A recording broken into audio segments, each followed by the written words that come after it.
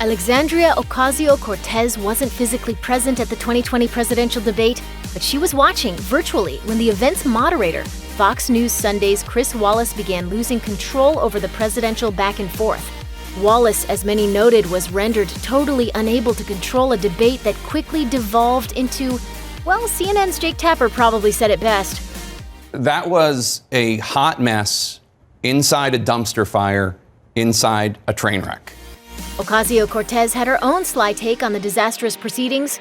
It's not that Ocasio-Cortez was the first person to point out that the debate was spiraling out of control.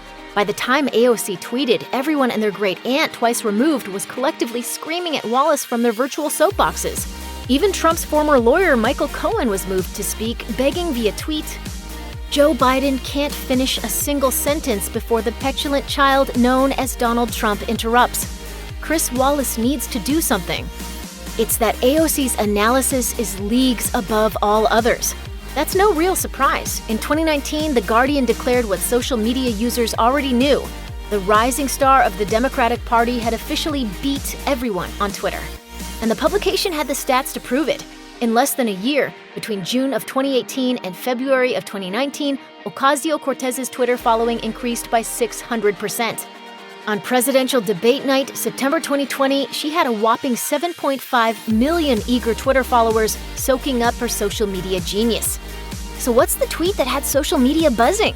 You might not understand it at a glance. Ocasio-Cortez tweeted, "Someone call El Chacal de la Trompeta on Chris Wallace because this is very much an y fuera situation." Don't know Spanish? We'll break it down for you. Who exactly is El Chacal de la Trompeta? To grasp AOC's analogy, we'll direct you back to a long-running Latin American TV show, Sábado Gigante, which translated literally means Giant Saturday.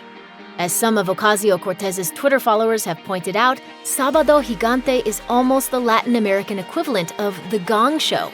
Almost. Because it's also much, much more than that. Slate describes the show a combination of Maury, The Price is Right, and American Idol. Amid Tarzan impersonators, bullfighters, llamas, and time machines, there was a time carved out on the show for hopeful singing contestants eager to impress the public. Their hopes were almost always inevitably crushed by El Chacal de la Trompeta. In English, the jackal with the trumpet. As a character, El Chacal de la Trompeta is a little bit hard to describe. He dressed in black, a parody of a Mexican luchador, and sometimes mysteriously carried around giant popsicle props. When he sounded his trumpet, the show's singing contestants' time was up. Another man dressed as a lion would then enter stage center and gobble the contestants up to sounds of appreciative applause. That's where the y fuera, loosely translated as get out of here, comes in.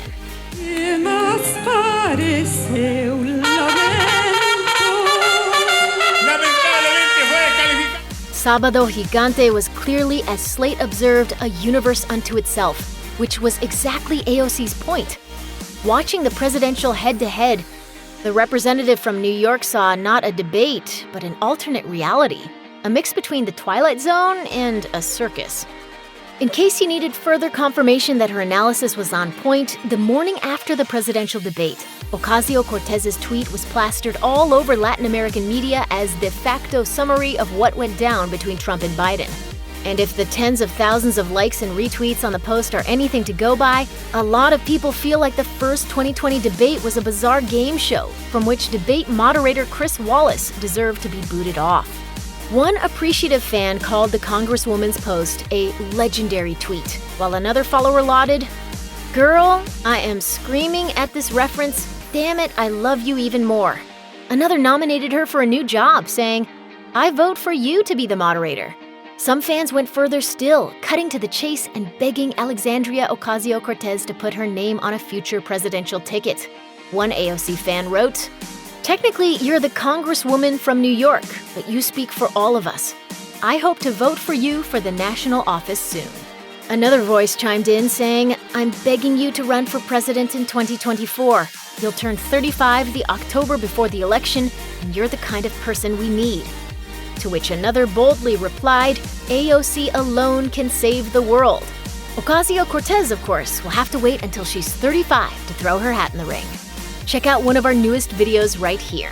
Plus, even more list videos about your favorite celebs and hot topics are coming soon. Subscribe to our YouTube channel and hit the bell so you don't miss a single one.